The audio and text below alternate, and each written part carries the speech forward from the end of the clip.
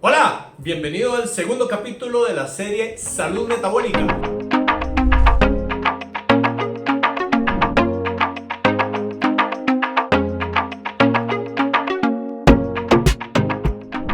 Soy el Dr. Donald Vega, director y fundador del método 10K de Kilosophy, y hoy vamos a hablar sobre la presentación de la doctora Patrick en el reciente Congreso de Salud Metabólica.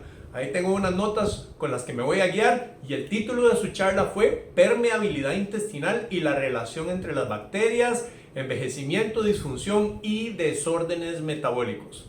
Ahora, empecemos por el principio. ¿Qué es permeabilidad intestinal? Bueno, nuestro intestino está formado por una serie de células que se conocen como enterocitos y ellas deben estar fuertemente unidas con selectiva apertura por algunos momentos, pero no deberían estar siempre abiertas ni tampoco separadas por mucho periodo de tiempo. Cuando se separan permanentemente o por más periodo de lo normal se denomina permeabilidad intestinal. ¿Y cuál es el problema con eso? Que algunas de las moléculas que están en nuestro intestino logran ingresar al interior de nuestro cuerpo. Tal es el caso, que fue el énfasis de su presentación, de los lipopolisacáridos, que a partir de ahora vamos a llamar LPS. Son moléculas producidas por las bacterias gram negativas, entre ellas la E. coli, que están colonizando nuestro intestino, y estas moléculas son toxinas y cuando ingresan al interior de nuestro cuerpo, ya no en el sistema digestivo, el cuerpo las detecta y tiene que defenderse. Muy bien, dejando esto brevemente de lado, vamos a hablar ahora de las lipoproteínas. Usted las ha escuchado tal vez con otro nombre. Cuando se hace un perfil lipídico, a usted le dicen la cantidad de HDL, colesterol bueno, la cantidad de LDL, colesterol malo, también el VLDL, y hay otra molécula que se llama LDL denso y pequeño. Bueno, ¿qué función tienen estas VLDL, LDL y el LDL denso y pequeño? Pues tienen la función de entregar desde el hígado hacia la periferia a todas las células de nuestro cuerpo colesterol y triglicéridos, ¿de acuerdo? Ahora, ¿qué sucede? Las moléculas de lipoproteínas tienen receptores para los lipopolisacáridos. Recordemos los LPS, que son estas moléculas producidas por las bacterias y que son tóxicas. Entonces, ¿qué se ha descubierto? Entre más concentración de LPS hay en sangre, más cantidad de LDL y sus familiares VLDL y el LDL pequeño y denso, conocidos como el colesterol malo. Pero bueno, vamos a ver. Aquí lo que se nos está diciendo es que si hay una molécula tóxica en gran concentración, el cuerpo se defiende generando más moléculas de LDL, VLDL y el LDL pequeño y denso. ¿Por qué? Porque estas moléculas tienen receptores ante los cuales el LPS se pega. Y es un mecanismo de protección para poder trasladar el LPS tóxico hacia el interior de nuestro hígado para que ahí sea desintoxicado. ¿Qué es lo que sucede? Que las moléculas LDL pequeñas y densas no todas logran ingresar al interior del hígado y continúan en circulación. Cuando estas moléculas, las lipoproteínas LDL pequeñas y densas, que ahora van con moléculas de LPS, pasan por el interior de nuestras arterias, suelen colarse hacia la pared de la arteria y desatan una reacción inmunológica. El cuerpo lo detecta, manda unas células que se llaman macrófagos que las engullen y luego se convierten en una célula foam que empiezan a agregarse y empiezan a generar la placa en nuestras arterias, la conocida placa de la aterosclerosis. Muy bien, eso por un lado. ¿Qué pasa a nivel de nuestro cerebro? Resulta que así como en el intestino también tenemos una línea de células que se llama la barrera hematoencefálica, que separa la sangre que circula en nuestro cuerpo con la sangre que circula en nuestro cerebro. Y esta barrera hematoencefálica tiene todo un lineaje de células que nos defienden. Por supuesto, quien quiere que al interior del cerebro lleguen algunos microbios. Bueno, esa es la función de la microglía. Y la microglía entonces se supone que tiene que defendernos. Pero ¿qué es lo que pasa? Cuando hay LPS en circulación, entra en contacto con la barrera hematoencefálica, produce exactamente lo mismo que sucede en el intestino.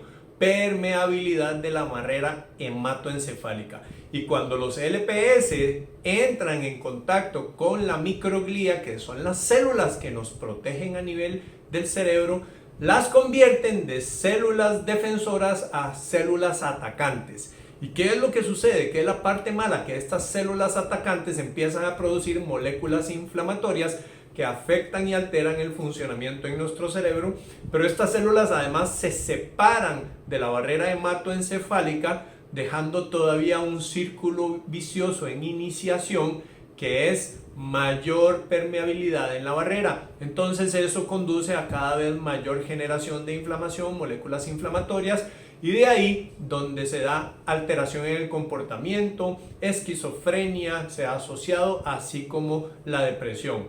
Ahora, ¿qué pasa y por qué es tan importante esta apertura de la barrera hematoencefálica? Porque resulta que el 50%, dice ella, de las enfermedades por demencia están como primera asociación asociadas a la permeabilidad de la barrera hematoencefálica. Y si el LPS, repito, que es producido por las bacterias, está afectando y provocando esta permeabilidad, entonces estamos en algunos problemas.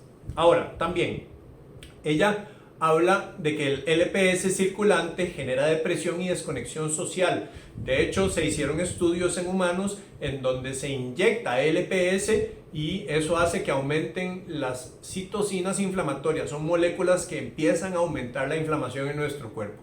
Continuando con parte de su explicación, cuando hay baja inflamación, el triptófano, que es un aminoácido que permea hacia el interior de nuestro cerebro para producir serotonina y hacernos sentir bien y tener ese efecto antidepresivo, cuando hay inflamación, eso no sucede, el triptófano no permea. Cuando hay presencia de LPS, tampoco el triptófano logra permear para producir en nuestro cerebro la serotonina. Entonces, ¿qué es lo que sucede? El triptófano se termina convirtiendo en dos moléculas que son un poquito complicados de mencionar, pero básicamente se llaman quinorenina y otra que se llama ácido quinolínico, que son asociados y acumulados en personas que sufren de esquizofrenia y que sufren también de depresión. Importante conocer eso. Ahora, los lipopolisacáridos o LPS se pegan a todas las células del cuerpo en unos receptores que se llaman Toll-like, y en estas células inmunes cuando se pegan en las células inmunes producen envejecimiento de las células inmunológicas por inflamación, haciéndolas más inflamatorias, porque actúan como escopeta. Estas células, que tienen la función de ser como francotiradores, cuando detectan un problema ellas van, atacan muy específicamente.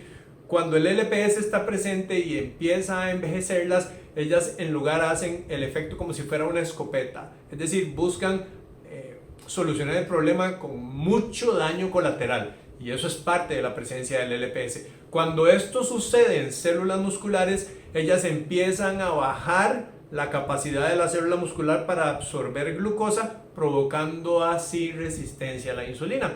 Y no queremos que nuestro cuerpo esté sujeto a la resistencia a la insulina.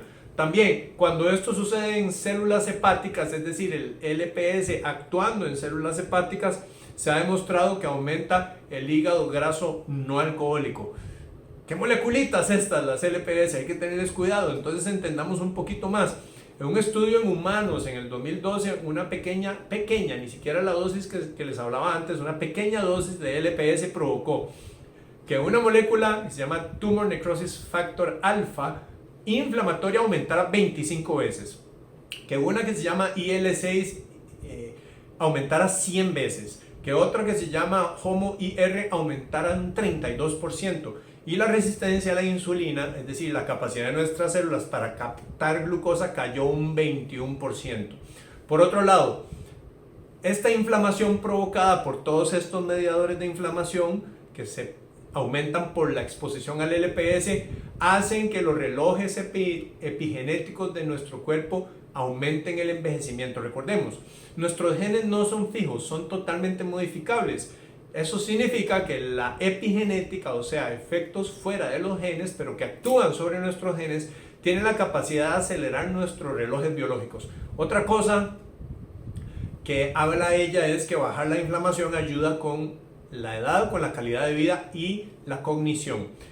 ¿Qué afecta la permeabilidad intestinal dentro de algunos factores que ella expone? Nosotros manejamos otros también, pero ¿qué es lo que afecta o provoca permeabilidad intestinal? Porque ahí es donde está el meollo del asunto. Si no hay permeabilidad intestinal, los LPS no penetran y entonces toda esta cascada inflamatoria deja de suceder. Entonces entendamos por qué se da.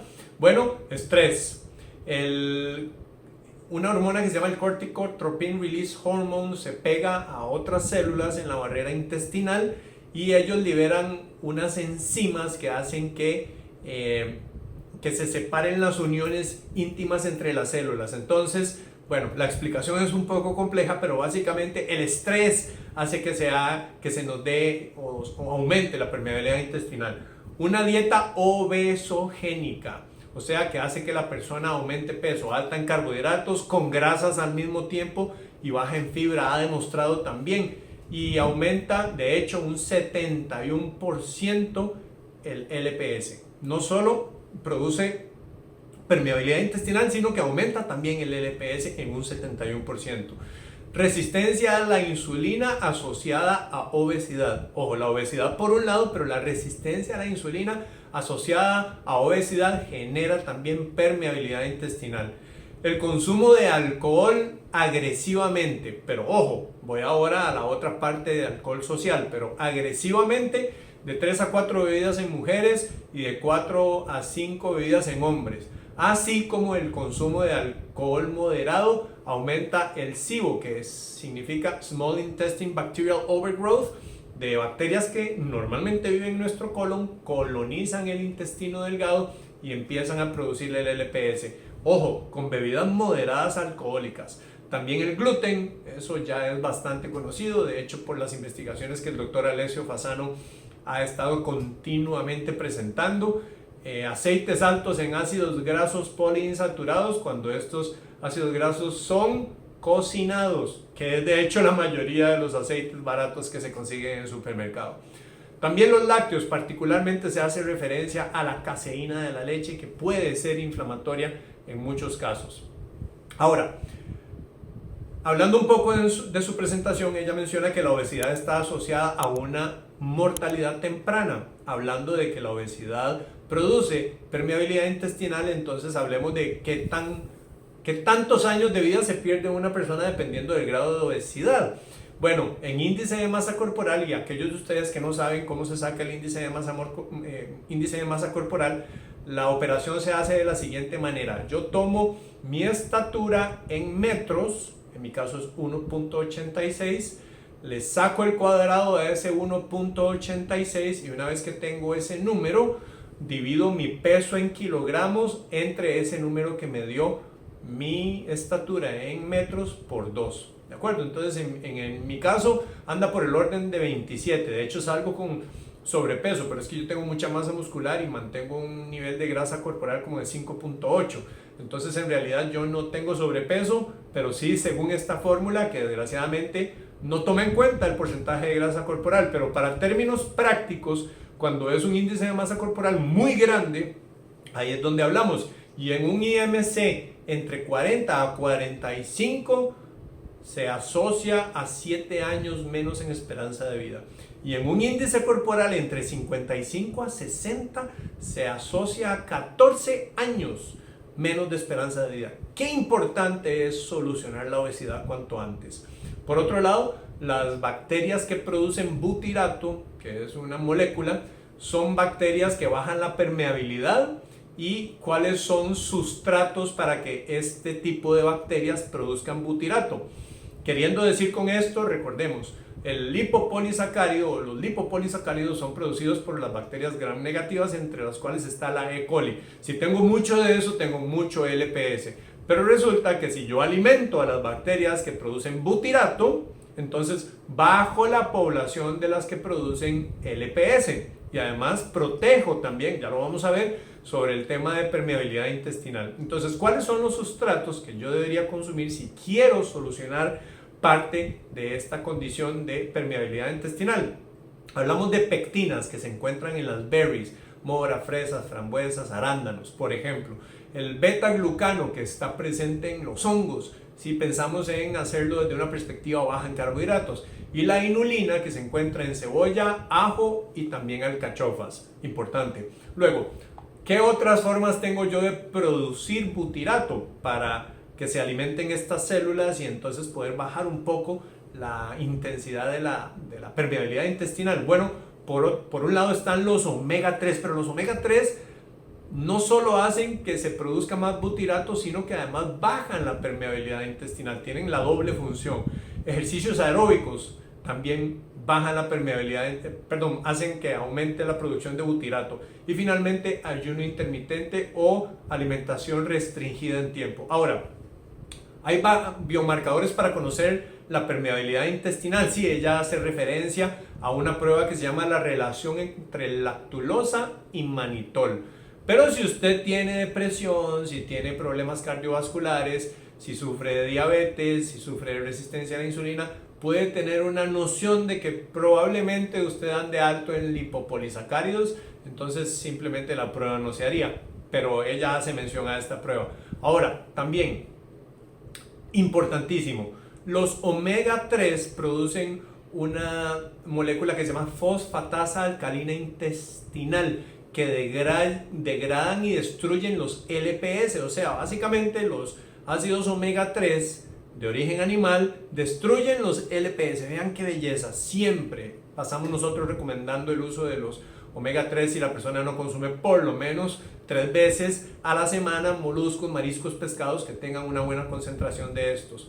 Pues estos omega 3 también destruyen las bacterias que los producen y aumentan a las bacterias que producen butirato. O sea, matan a las gram negativas y aumentan la población de bacterias que producen butirato. Y también ella haciendo referencia sobre los omega 3, interesantísimo estudio que se hizo en Harvard y menciona que el bajo consumo de omega 3 de origen marino es una de las 6 causas prevenibles de muerte en Estados Unidos, ante las cuales se asocian 84,000 muertes al año. Es decir, el solo hecho de que las personas consuman baja cantidad de omega 3 está asociado a más de 84,000 muertes y se solucionarían con solo consumir más omega 3. Sin hablar acá, que ella ni siquiera lo mencionó, el tema de los omega 3 para salud y estabilidad emocional. También habla de un índice alto de omega 3 que se mide en los eritrocitos. Es una prueba especializada y cuando es de 3% a 10%, hay un 90% menos de probabilidad de morir de infarto del miocardio súbito. Ven qué importante, omega 3 protege nuestro sistema cardiovascular. Y cierra mencionando que la esperanza de vida en un estudio es la misma. Ojo, qué interesante. La esperanza de vida es la misma para no fumadores con un índice de omega 3 de 4, que es la media en Estados Unidos. Recordemos, antes mencionaba, un índice alto de omega 3 es de 8 para arriba, 8, 10, hasta más. Un índice bajo es 4 y la media en Estados Unidos es 4. Entonces, no fumadores con índice de 4% de omega 3 en sus células viven lo mismo que fumadores con omega 3 en nivel de 8% o más. Obviamente, con esto no quiso decir ella y no estoy queriendo decir yo que si usted consume ácidos omega 3 y mantiene un porcentaje en 8 o más, entonces puede fumar libremente, porque de hecho los que mejor salieron en el estudio son los no fumadores y con un nivel alto de omega 3, y los que peor salieron en el estudio fueron los fumadores con un muy bajo nivel de omega 3. Entonces, bueno, esta es básicamente la presentación y todas las enseñanzas que se pueden extraer de la presentación de la doctora Patrick. Así es que esté pendiente para el nuevo episodio en donde vamos a hablar también cosas interesantes que se mencionaron en el Congreso de Salud Metabólica. Y recuerde, como siempre se lo menciono, 2 cosas. Una, si le interesa todo este contenido, entonces suscríbase al canal para que así reciba una notificación en el momento en que estamos subiendo nuevos videos. Y por otro lado, si esto le parece interesante y puede afectar positivamente a alguien más, entonces yo le agradecería mucho si nos ayuda compartiendo este contenido, porque de hecho este es el propósito que tenemos en Kilosophy, es fomentar una sociedad en forma feliz, libre y saludable para poder erradicar la enfermedad metabólica. Bueno, muchas gracias por su atención y nos vemos en el próximo episodio.